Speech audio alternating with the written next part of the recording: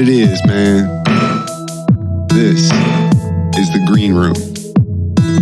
ED and Mr. Gemini on the mic in a warm-up to a show about nothing.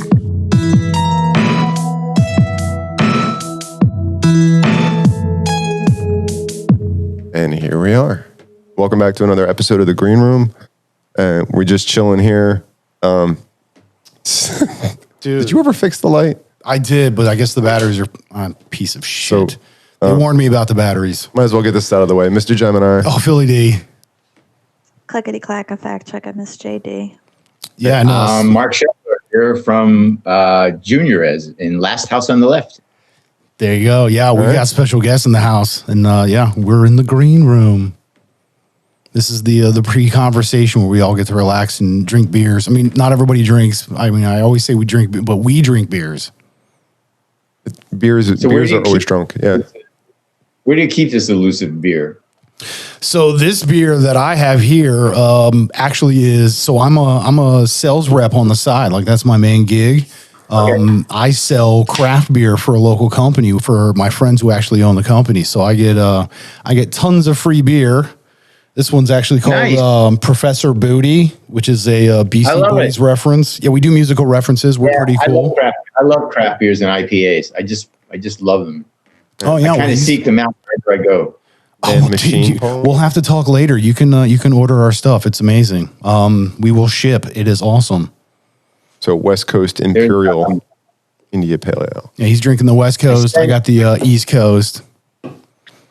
My wife and I spend about 3 months a year in Colombia, and there's outside of Bogota.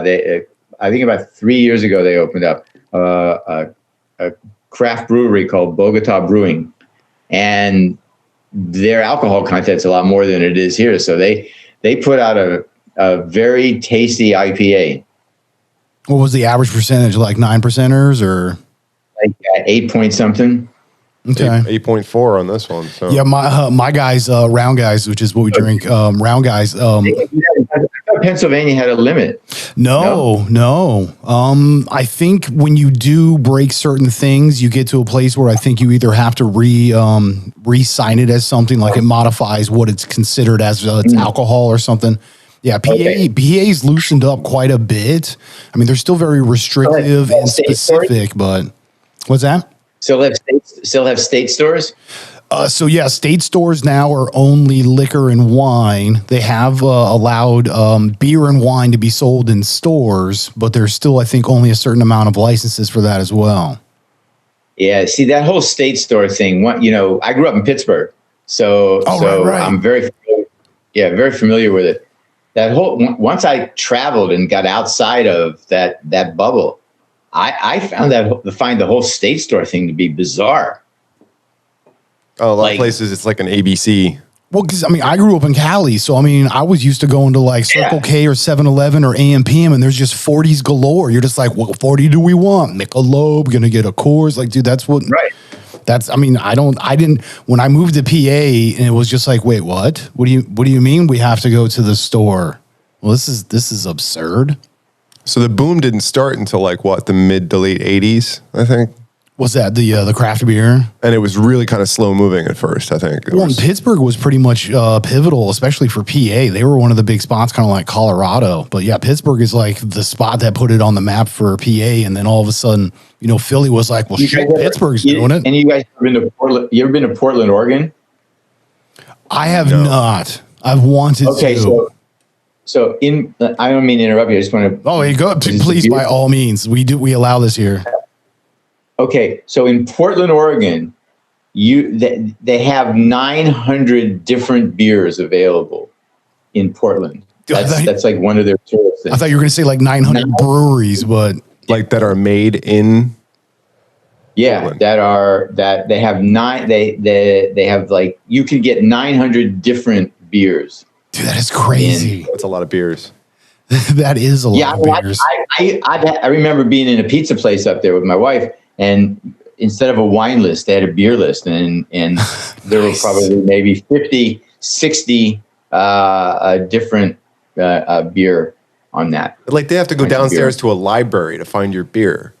You're right. You know what I mean? Like, that's crazy. Look it up with the Dewey Decimal System. You're like, there's got to be some kind of system here. They're all like racked in special like boxes that all, they all like gold leaf and. Must have it figured out. You know, you order something, 10 minutes later you get it. Because they have to walk all the way like just to get to that beer because it's like all the way down. You ordered from the back. Sorry, we gotta go all the way back there to get your beer. Yeah, and I think I mean, a lot of people would say that's too much. Like you've flooded the market, but in a different sense, I kind of enjoy it. I think it's more like English public house style, like where you went to a place because you liked the beers that they made. Well, right. You know, and it all stayed in house, or you could take some home with you, and that's kind of becoming more the norm now. Especially with these micros popping up everywhere. Well, yeah, because you get almost like this little like micro economy of them, where it's just all it is just them, and it's basically like its own economy in a sense. Like it's literally just it's like, hey, this town. I mean, that's what it was. You were saying the English, but I mean, even in Spain or Italy or whenever you went to that area, there was only so many places that actually made the beer or whatever else, and it's like everybody's was different. I mean, I think that's super dope because. When I travel, I love doing. It's like people go on vacation. They're just like, oh, where's a good time? They'll go to Chili's or screw that crap. It's like, where do you guys eat? Like, what's the spot that all you cats go when you're done? It's like, I want to eat local. What do you guys do? That's the stuff I want to get my hands on. So I agree with you on that. Yeah, if you want to experience the nightlife in a town that you've never been to, you ask the staff at whatever place, hotel, whatever that you end up at, but you ask it that way. You said, no. I don't want to know where all these knuckleheads go. I want to know, where do you go to party at night? Like when you've had a long just week. Follow them when they quit work that day. What's that? You could follow them when they quit work. I mean, that is a little, creepy. I don't know. I mean, a touch. See, that's the thing. There you go. You follow somebody online, in cyberspace. That's a good thing. You're called a friend. You're called a friend, right? You do it in real life. You're called a fucking stalker. Dude, no this is where the disparity is in things, right? Everybody's friends. My friend, they're following me, right? Then somebody's following me. It's like, wow, it's totally use those words for the same shit. It's confusing. Dude, yeah, I know, right? Yeah, that's a good point. I never pick some new words. Never thought about it that way. It's true. Very. It's like, what do people want? They go online or they go on Instagram or TikTok, and what do they want? Followers, right? You get one follower in real life, you call the cops. Dude, I know, but see, and that's the we've talked about this before, where it's the things that were okay then that aren't now, that seem completely so reversed that it's like way ironic. I mean, it's how we used to be raised, where it was like you're supposed to go out and like literally get dirt tossed into you. You're supposed to breathe it, eat it, have it shoved in your skin. Like if you ain't coming home dirty, you didn't go out and play for the day. And you now, didn't grow up in a Jewish household, did you? None of that's okay. Well, I mean, right. But still, I mean, for the general sense, is like all kids are supposed to go out and like play. They're supposed to, live and experience. Yeah. And nowadays, the kids are the complete opposite. You're all on your devices. You're supposed to be contained in your bubble. You're supposed to, have friends online, but not in real life. And it's like, what? Yeah, that's weird. That whole thing, like. I'm sure like you, we have real life friends and we have friends online, but the preponderance of our friends, I would hope, I think should be real life friends. But a younger generation seems to be okay with that virtual stuff more than actual. Am I reading that wrong? I don't know. That it seems to be an observation I've made. Well, this is where I would agree with the statement you made, where it's like you're supposed to have all these followers online, but then you get that one follower and it's like, oh, that's weird.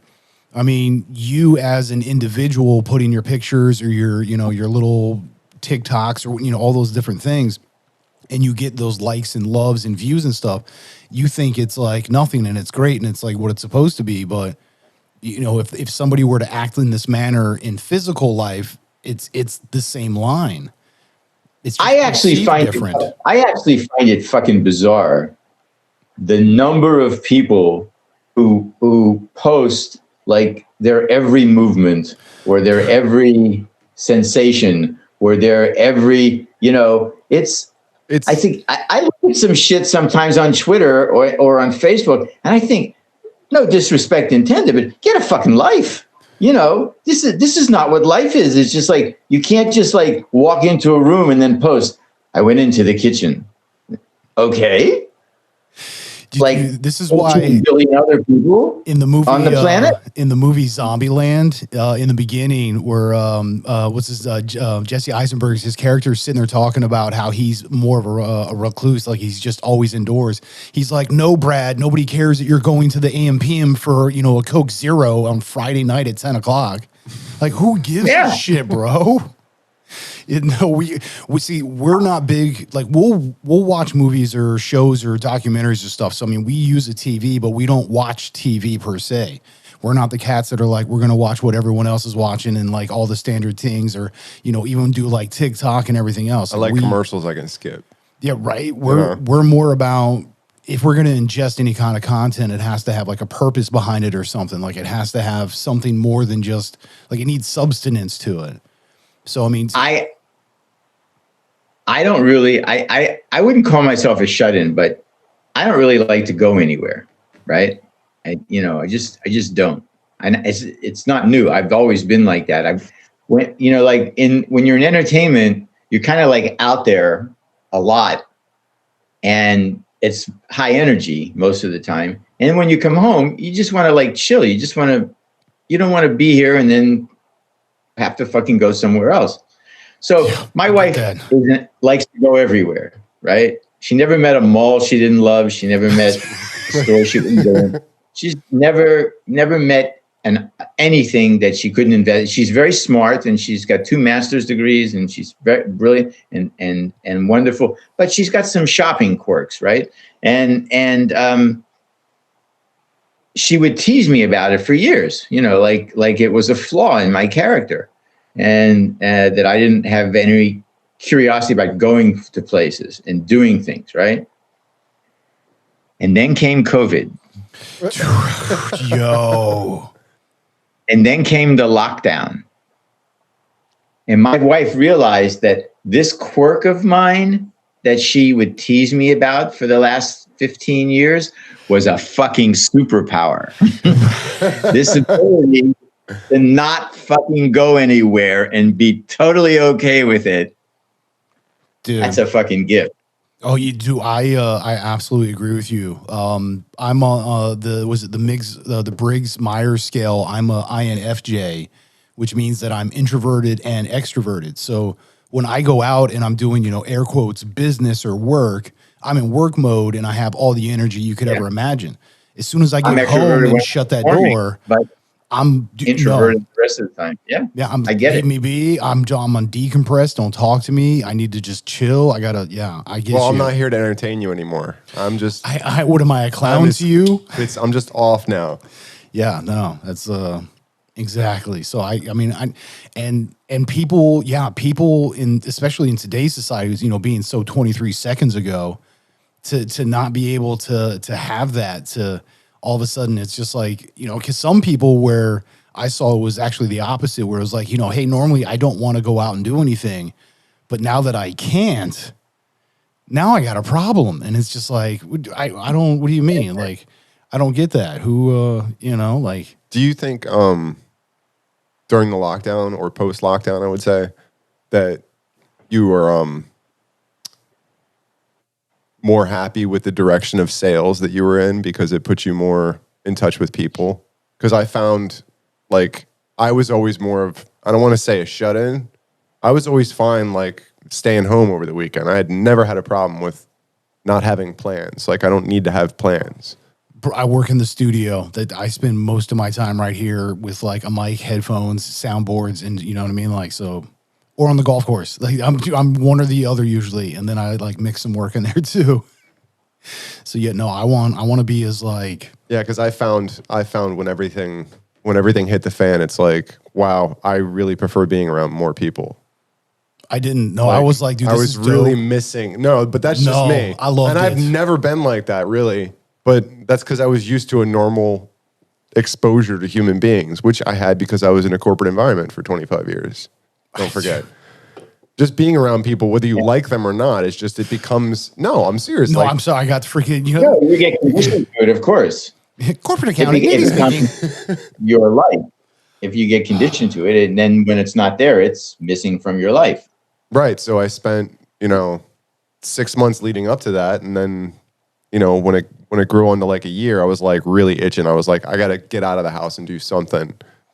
I was willing to work for $10 an hour. I just wanted to get out of the house. See, for me, I'm more of the type that I've had my fair share of experiences in the world with stuff, and the way I know I work, like how my energy and how I am, like my personality, like all that stuff. Having the ability to, I've had to teach myself how to do work mode. Like I'm able to like get work done, but for me to be able to sit in front of people, articulate, in words or expressions of, actions, I've had to learn how to interact with people and be happy about it. Like, dude, this wasn't something that it was just like natural, because people were always just coming to me, and it seemed like, I think for most people, I was it's that not. person that was like outgoing, and it's like, nah, you all were just coming to me. I'm just being like a part of that. So I've had to learn how to do that, but in doing that, I've learned to embrace it. It's like, yeah, I can turn it on, but sure as shit, when I get home, man, I'm fucking done. Like, You're exhausted. Yes. I perform this.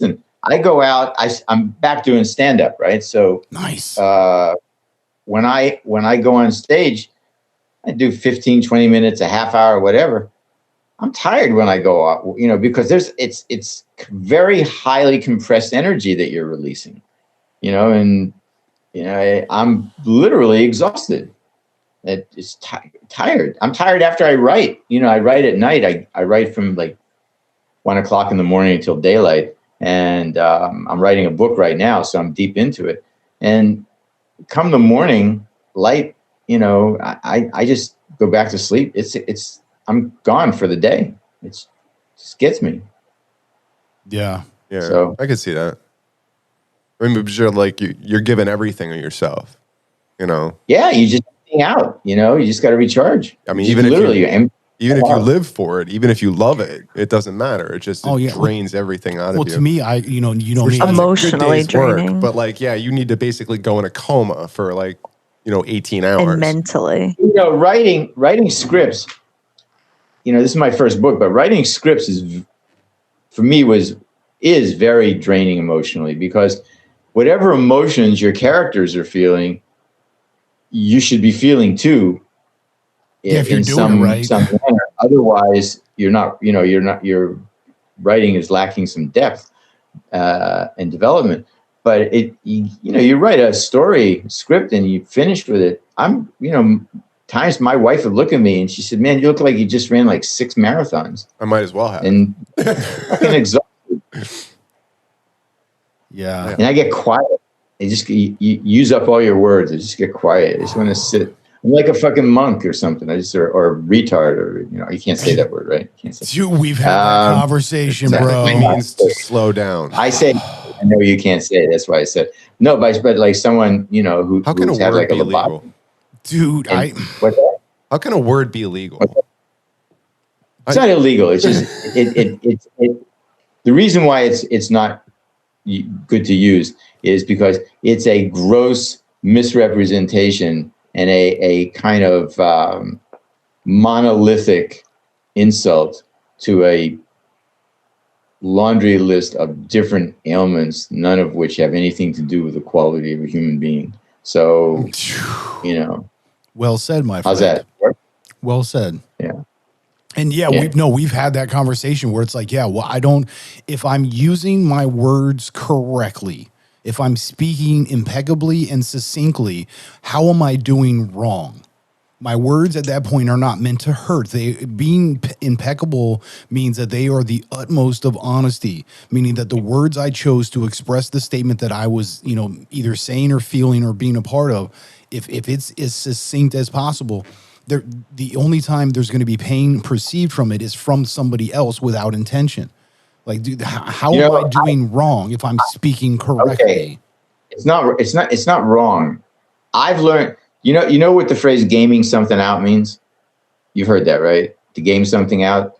In other words, it's the ability, I've taught myself to have it, right? It's the ability to be in a conversation and see where the conversation is going and making a conscious choice not to say certain things only because you've gamed it out. You say, well, if I say this, that could cause this reaction and this will cause that. It's like the ability to look like 4 or 5 steps ahead. It's like playing chess. Right. Yeah. Writing television shows is where I developed the ability to look to both be in a moment and then look forward in several different scenarios. So, he's seeing through the multiverse, yo. He's got that fifth, that Sherlock Holmes shit. no, that what is it? The fifth dimensional stuff. You know? Well, yeah, but I would say that's so I equate. Have you seen? I don't think of it like I just think of it like gaming shit out. But Well, okay, I'll take what you said. Everything, everywhere, and all at once. Yeah, but I think it's Well, more it's to playing out different scenarios. That's why Yeah, I say it's more to the point I can of play out multiple scenarios simultaneously. That's why I said Right. it's more to the point of like Sherlock Holmes, where what's his Robert Downey Jr. and Guy Ritchie, his version of Sherlock Holmes, him and Professor Moriarty play this mental game externally from their physical being. So it's almost like they're on this third dimension plane physically, but then their spirits or their knowledge or consciousness is up on the fifth, dimension, and they're having this Chinese style kung fu battle of the wits without physically touching, because they're just throwing their chi at each other. And that's literally what they're doing. The way it was shown, yeah. But they're seeing those moves ahead and like to avoid arguments with my wife. It's like she can say one thing to me and I just can see it. And then I just, it'll be like she'll say something and then I see 10 different ways it could go. And then I just smile and say absolutely nothing, knowing that I've just stopped it right dead in its tracks. Smile and nod, boys. Smile and nod. Oh yeah, no, that's my biggest recommendation. Just like the penguin, smile and nod. Just you got it, and just keep on moving. It's so funny, like it's like being able to quiet yourself for a moment and basically look at all the scenarios splayed out in front of you. That's and right. All the choices verbally and physically that you could make, and what the repercussions would be from each choice. So when you're breaking stories in television shows, and you're going from plot point to plot point, you do exactly what you're talking about when you move to a new plot point, because with the direction of your characters will go wherever, at some point you introduce a plot point and that expends energy, and then you identify which direction the energy best takes the story. And that's the ability to look at all those different scenarios at one time. It's just, trust me, I'm not the only person who does it. Mostly all the writers in TV I know can do it too. Everyone does it. Well, yeah, I also like screenwriter, so. Well, I also like Bradley Cooper in Limitless, where he's taking this supposed drug. All of a sudden, it's just like bing, and it just like you get that movie screen in your brain, and it plays all these different scenarios out. And you're just like computer style with an actual true GUI where you can touch it, and it's just like boom, and you just slide into that universe. I don't know, it's just images in my head. It's not. And it happens like instantaneously. It's not, I can't even quantify the time that it takes for it to happen. It's like, it just happens. It's mostly reactive, to tell you the truth. It's like, I don't think about it. It becomes reactive. I speak about all the time where in my mind, like my actual brain, I have a literal movie screen, kind of like Kevin Bacon's Stir of Echoes, when he's sitting in the theater and she's hypnotizing him and he's going towards the screen. It's like, dude, when my brain's just like boom, drive-in style, and I just have this massive screen that has multiple images that it can be put on, or just like a single one, and it just like it plays strips. Like my brain interacts with me like a freaking interactive touch screen almost. It's crazy. Yeah, it's all training. It's just you can just pretty much train yourself to be like that. I didn't intentionally train myself. Just the jobs I was doing just required that I develop that skill.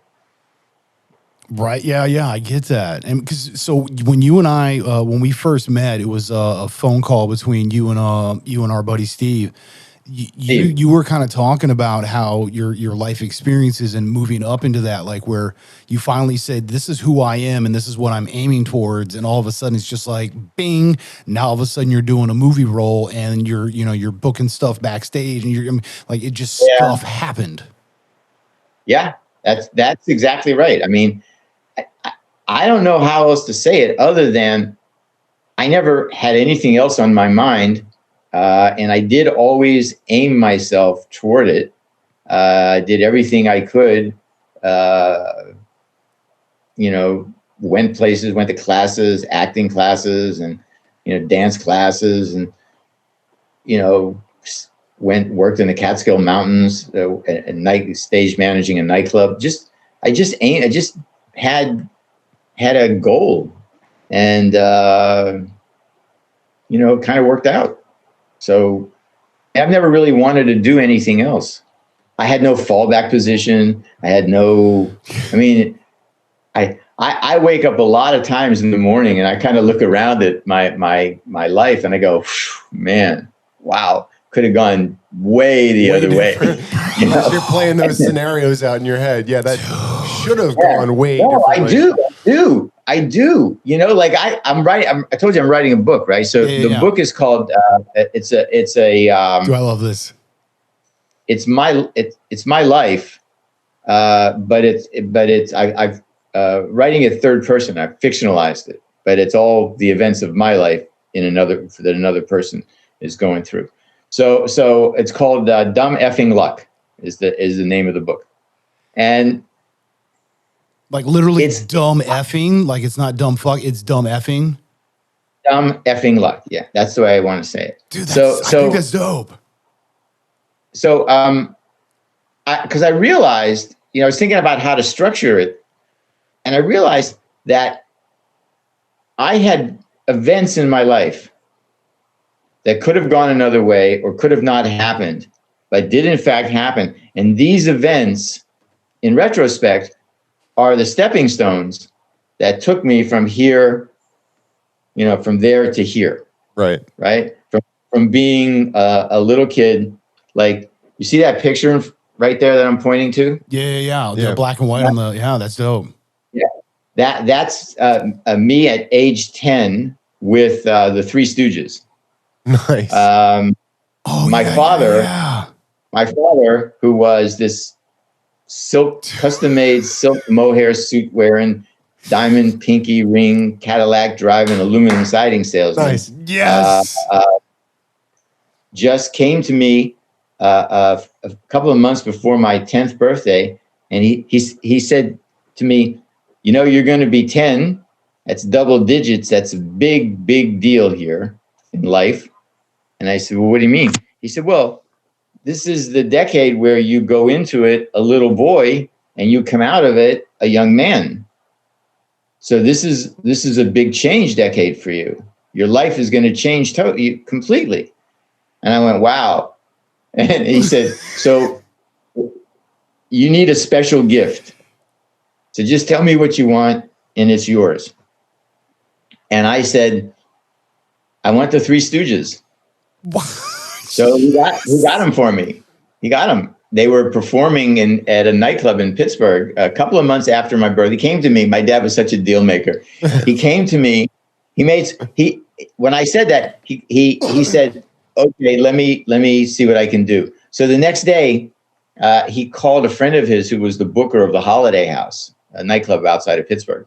And they had the Stooges there a couple of times. It was Mo, Larry, and Curly Joe DeRita. And they had them there doing nightclub act. And they were booked in January, he found out. So my birthday's in September. So my dad came to me and he said, okay, here's the deal. I can get them, but it won't be till January. They're not going to be here till January. And when they're here, I can make a deal with them. I'll throw a party for you there if you'll wait till January to have your party. And I said, yeah, of course. Yeah, fuck it. So, Three Stooges, fuck yeah.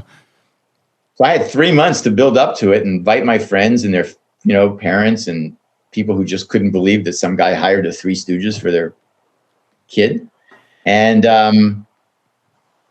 parties at and a matinee in the Holiday House. Stooges are up on stage. I don't know, halfway through their act, Mo says, "We're here to celebrate Mark's birthday. Where's Mark?" So I raise my hand. The spotlight gets on me. And Mo says, "Hey, Mark, your dad tells us that you're Pittsburgh's #1 Three Stooges fan." The audience, yeah. And I went, "Yeah." I said, I am. I made the mistake of saying to him, "And I even know most of your material." And Mo said to me, looked from the stage, he said, "Oh yeah, I'll be the judge of that. Come on up here."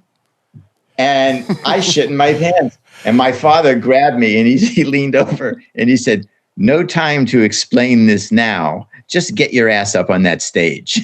And I went up and I started interacting with them, doing the slowly I turn step by step, Niagara Falls thing. And because I really knew that one backwards and forwards, and I was doing the curly part. So the parts. They were getting like the biggest, because I had short hair like curly. I was just a little thinner, but yeah. So they were just getting the biggest kick out of it. And my friends and their family, they were applauding. So then Mo just stops it again. And out of nowhere, he puts his hand on my forehead and he says, "I dub you the fourth Stooge." Yo. And the fucking room exploded. Right? It just exploded.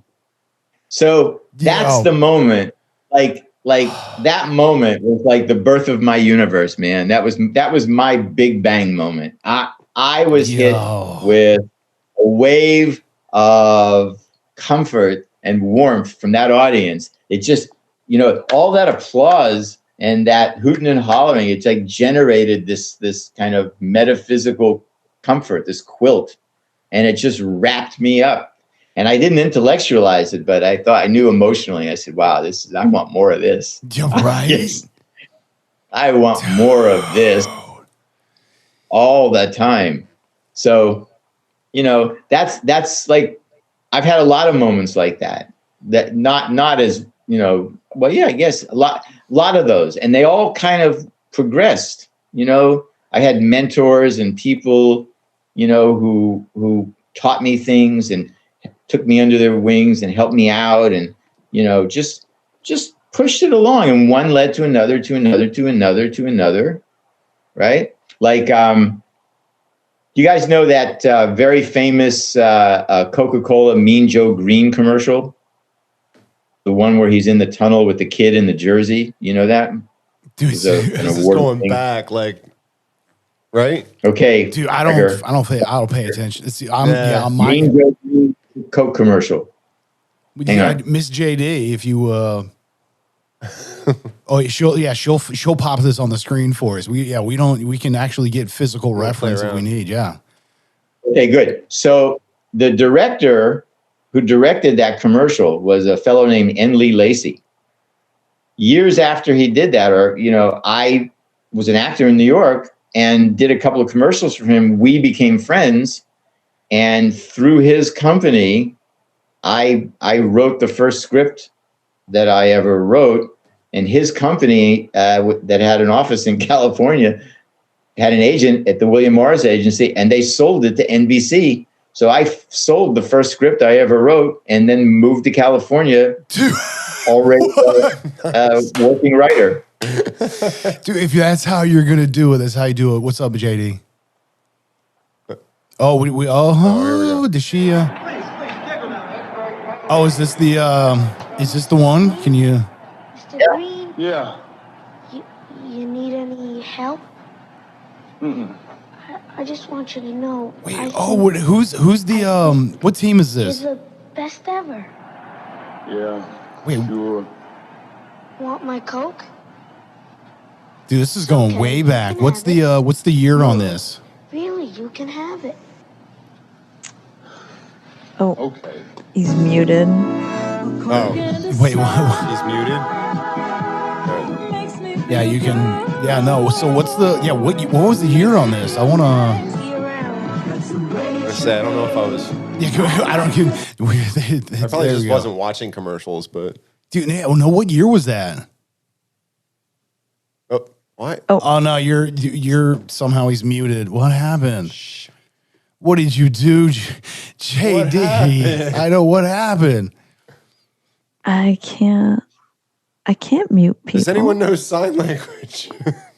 Dude, I know. No, we don't. Oh, that. Yeah, no. It says he's muted. Nobody muted. Who muted? Why are you muting things? The video Mute did it. other people. But now my picture's There we gone. go. Oh, Oh, there. no. There you go. We can hear you though. Okay, but wait. Now, is everybody back yet? Oh, what is going on I here? don't know. I don't see myself. You don't see yourself. We can see you. I don't know. No. What the heck? All right. It just helps me. I could see what I'm doing. Oh yeah, no, yeah, that's But we perfectly can see fine. you. We're Yeah, watching no. you.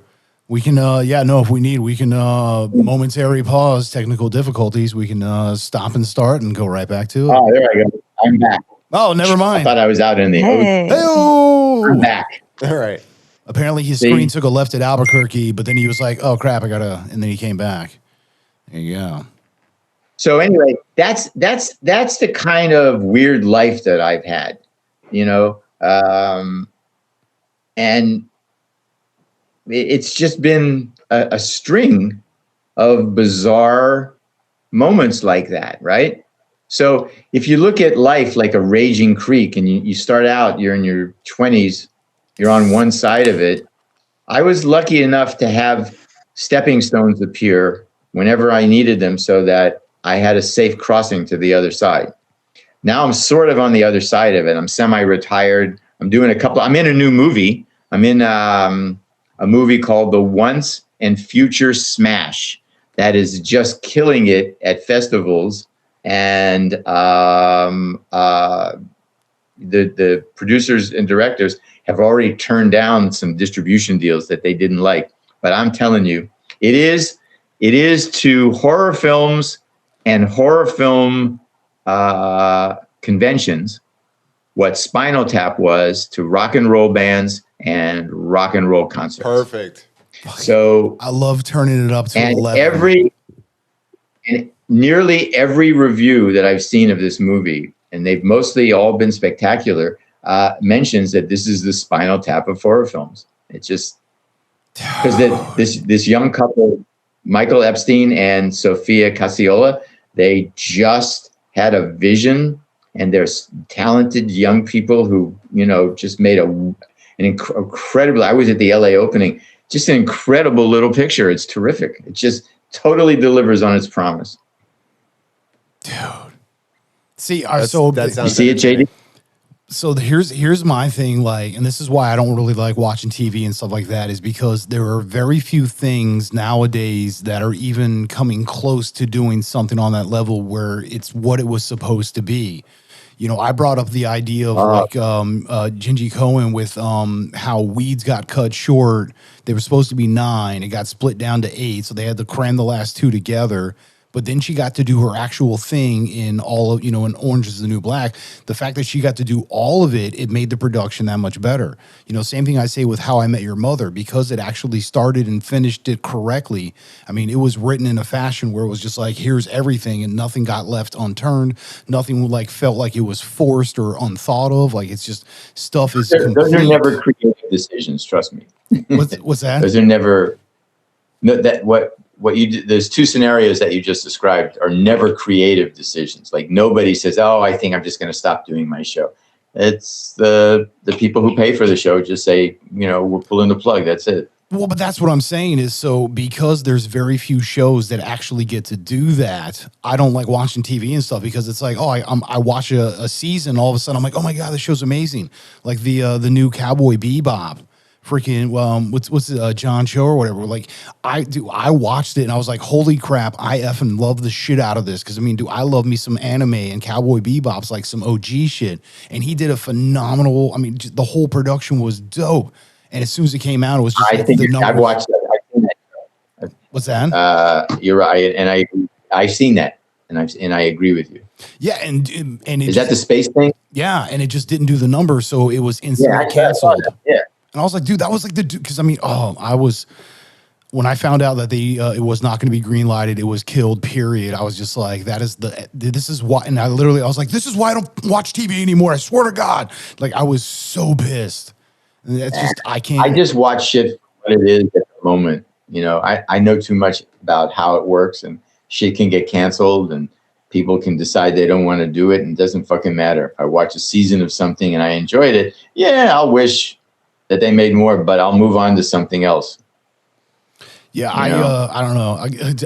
I work in my studio too much, as well as like I'm either, that's why I was joking, but it's true. I'm either always on the golf course or in my office / studio getting work done, or doing my other stuff, which is, I actually have to go out and like sell and whatnot. But I mean, between those things, it's like, dude, I'm pretty much focused on like 3 things more or less, work, golf, and family, and like that's it. So I don't go like nowhere pretty much except for work, and then like and when I'm home, I'm either exercising my mind or my my body or body.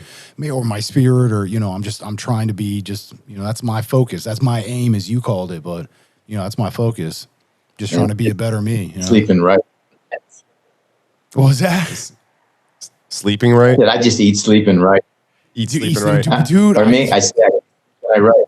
So yeah, I take a walk. I had to go to LA last night. My guy who was my former attorney, he's my former attorney, but who was my entertainment attorney back in the day, is now a director and a producer, and he's made some documentaries that have gotten some acclaim. And is the one he screened last night was his latest one. It's like an homage to songwriter composer Charles Fox, who wrote "Killing Me Softly" with his song, and a zillion other hits, and a zillion themes of television shows and everything. It was just a wonderful musical, song-filled documentary on his life. He's still alive and still working. So, if you ever see it, you should go see it. It's totally enjoyable. Yeah, that's the kind of stuff that.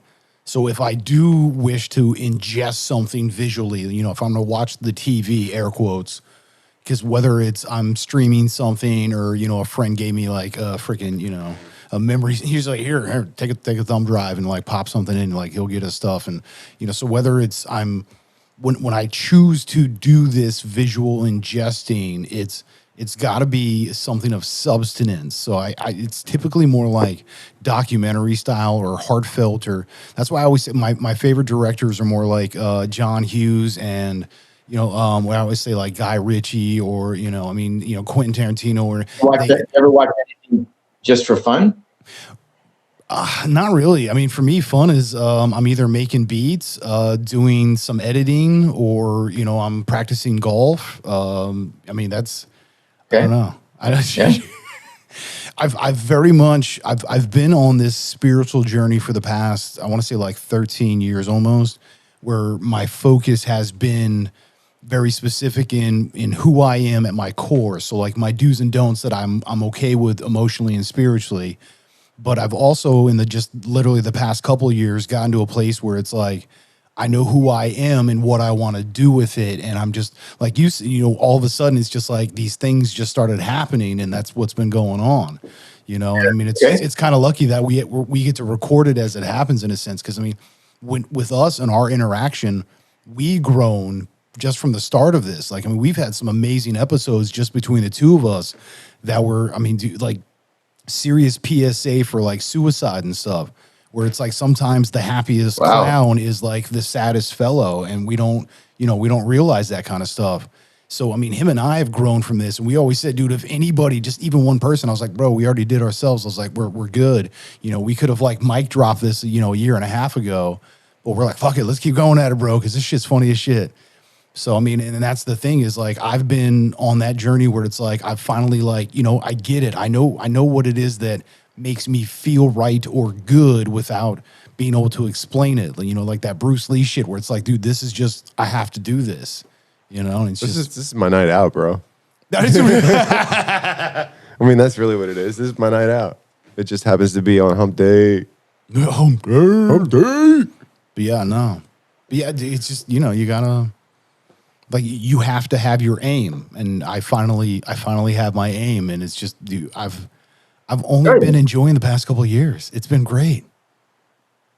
Yeah, I got a freaking Excellent. 2-hour music Excellent. show now. And like, it's awesome. Can I ask, what was your favorite project that you were able to work on?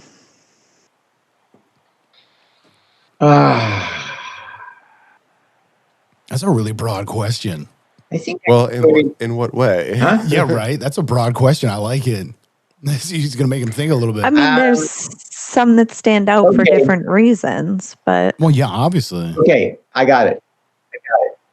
In 2010, I went to Cuba, and I went there for 7 weeks in 2010. 2 weeks the first time, 5 weeks the second time.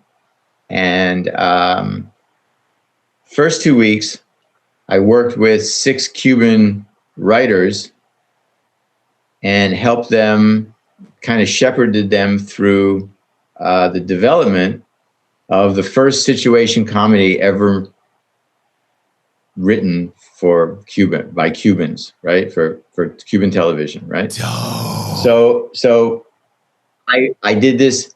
I got it done in 2 weeks. They went from 0 to having 2 completed, fairly decent scripts in 2 weeks. 6 writers under my supervision, right? So, show you how life is. I take it you speak When I was a kid, Spanish, right? Is that, do you speak pretty fluent Spanish or Sort of, yeah. enough? Enough. My wife is Colombian, so out of survival, I have to speak Spanish. Because I have to know what she's plotting. I have them deliver the 2 scripts, right? And like hours before the deadline. So I'm sitting in the cantina at this place outside of Havana, and the guy who brought me there comes and sits down with Patty, my wife, and I. And he said, "We've been through the scripts. They're terrific." And I said, "Thank you." He said, you did your job and more." And I said, "Well, do this enough times, with good people, you can walk them through it." So then he gets very kind of puppy, and he says, but in a good way. And he says, we've decided to produce the shows. I said, "Well, great. Have fun. If you need any advice, just send me an email and I'll get back to you as soon as I can." He said, "No, we want you to executive produce them." Oh. So I said, "No, I've been here. I've done that. I don't want to. I'm good. Don't want to. I'm all good, Spider." Let me freeze the frame here and then go back to when I was a kid. I always had this. I don't know how to say it. I always had this kind of thought that when I grew up, I wanted to do something that nobody else had ever done. I don't know why. I just wanted to do something that no one had ever done. And, that's great when you're a kid to think that. But as you get older, you realize, well, there isn't a whole lot of shit that nobody's ever done. And the shit that isn't done yet, you're not capable of doing. So move on. There's a reason why it hasn't been done yet. Yeah, I'm not capable of curing cancer. I'll never figure out how to fly to Mars. I don't know any of that shit, right? So I'm done. So now we unfreeze the frame, right? And I'm back with this guy, and he buys us a beer, and we're sitting there talking, and he said, and then he offered me more. He started at one thing with money, and he offered me. I said, "Look, it's not money. It's just, hey, I've been here. I've done this. I said, So he said, shakes his head, and he said, "It's a shame. It's a big shame." And I said, "Why?" He said, "Well, the sitcom was invented by a Cuban, which is true, Desi Arnaz, Yes, right? yes, He invented it. Yes, sir. Yes, sir. Invented the movie. 100%. That's the history of it. Can't change facts. Do I know? Yes. And he says, the scripts are good. They're very good. And we're going to make this show, and you should be the one doing it. I told him, I said, no, I don't want to be here for 5 more weeks. He said, I don't know who I'm going to get. And besides, I can't get anyone. No one else has ever done this. I said, what? He said, yes, no one. This has never been done here before. No one else has ever done this. So I said, I'm in.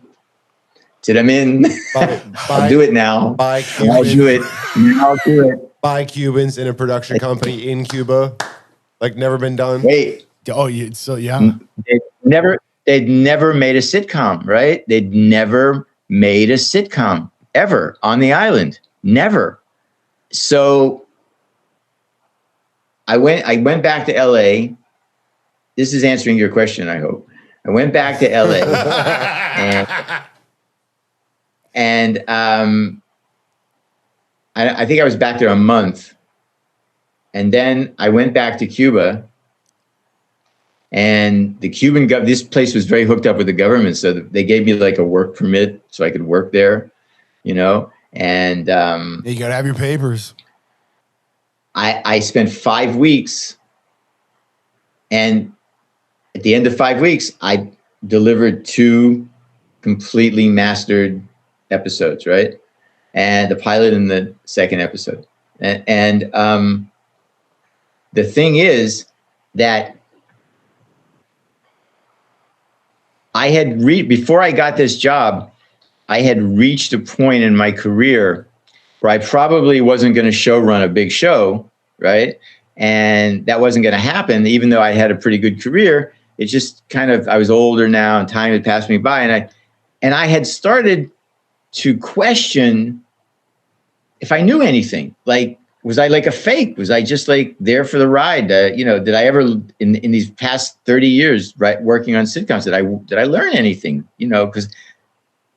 And then I get thrust down in this situation with 80 people who have never done this before in their lives, but they're professionals at what they do. Right. They know their gigs, but they've never done it in this form. And back to what you said about Spanish, in a fucking foreign language. Right. That's why I said I take it you're fluent, or at least fluent enough. I imagine like the universe, like they're calculating this event in my life. And the last moment, somebody said, one of those, master creatures, and throw in a foreign language, right? So I had to take 80 people who had never done this, and on a matchbook stage, like 15 by 30 stage, and fucking come up with something that works and that looks halfway decent, right? And here's the thing.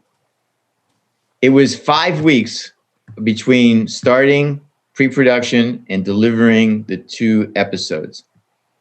And I am telling you that almost on an hourly basis, everything I ever learned about production and making a TV show and getting it done right, and not having people kill each other and not having people start fights with each other, and like, what to do when this goes wrong and this goes wrong and when this goes wrong and when this person doesn't want to work with this person and when this actor quits because he doesn't like the script. And I mean, it was as if there was like every day was a different episode. So if I have to say, of all the shows, and I made the least amount of money, I made basically, like car change, like oil change money. And it was like very low, but I didn't care. Once the guy said nobody had ever done this before, I didn't give a shit. I would have paid them to do it. Put your signature on it, right? Yeah. Hell yeah, dude. So if I had to say, and it's online, you can see it online if you speak Spanish. It's not dubbed or anything. It's called Tellin. It's OOH and then TELO with an accent N. Tellin. And I think it's on YouTube. You know, someplace. I know. I sent a link to somebody recently. There you go. So, yeah, make a note of that, and I'll put that up on there. And and if I had to say of everything I've done, what was the most emotionally rewarding experience? That would be it. Yeah, and that was career-wise the most meaningless, right? Because no one gives a shit that I did that. It doesn't matter. It's not a credit that you could, in Hollywood, right? It says it doesn't mean anything. But you fuck that shit. I like that though.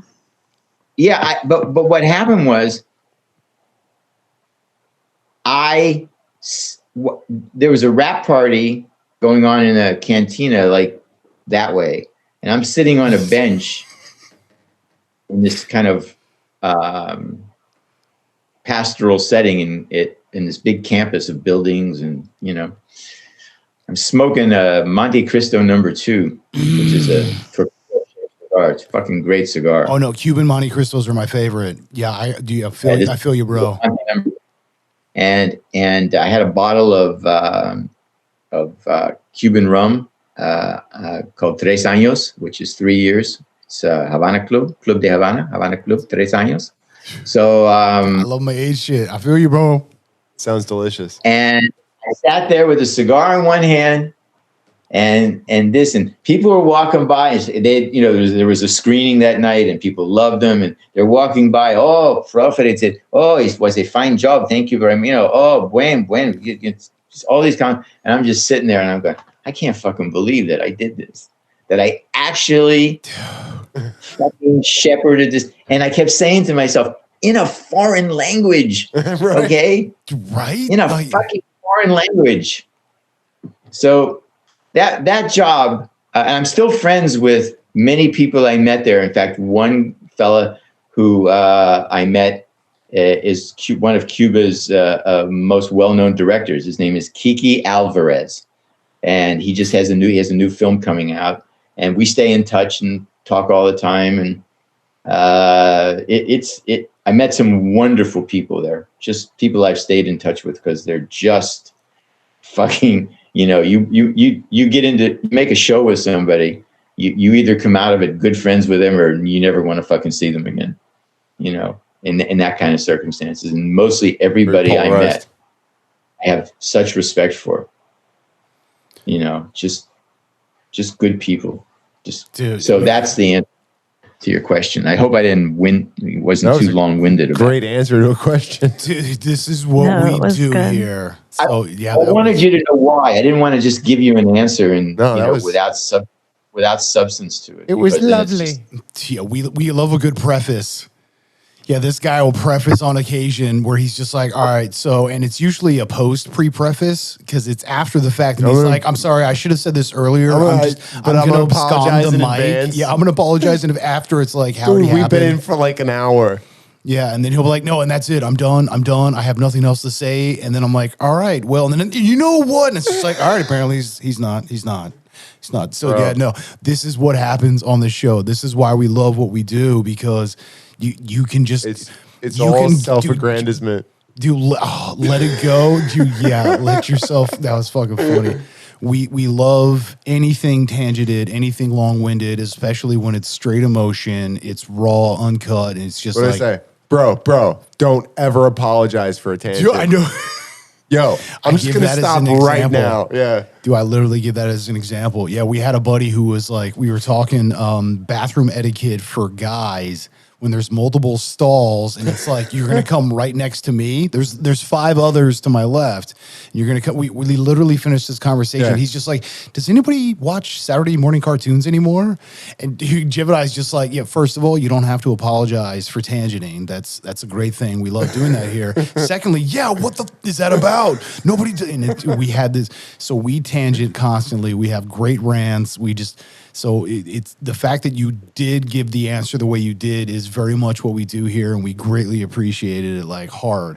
Like you have no idea how amazing that was. Like, and now we're hitting the 1 hour post. So yeah, I know. Yeah, and we're at the point where it's like we need to take break and then come back and do what I'm telling you. That was a nice warm up though. Dude, and you know what? And I think a great place to stop because I mean that's the epitome of what we do here. So thank you for doing that. Like literally, dude, this has been fucking dope.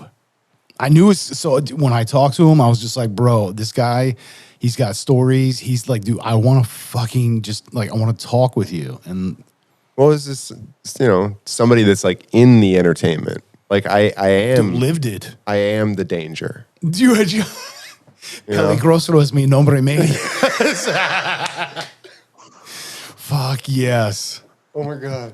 That is, oh yeah, no, Mark, I appreciate you so much. I'm looking forward to doing. I'm telling you, like this is going to be a fun show. Like I'm excited. Word. Yeah, take us out, number 2. So yeah, this has been an awesome pretty together green room. I'm liking it. So anyone who wants to reach out to us, they can reach out to us at ity@directionsandmusic.org, or you could reach us individually at GEMINI at directionsandmusic.org. you gotta do the Danger Will Robinson, GEMINI. Philly D, PHILLY. D, yeah, that's me. Oh, yeah, that's what you sound like, right? But yeah, no, hey, dude, this has been Philly D, Mr. Gemini. Clickety clack a fact check a Miss JD. And Marc Sheffler. Yeah, we appreciate you all. Thanks for tuning in. And as always, fam, be good to yourself, be good to everyone else. Much love. Peace. Peace. Peace.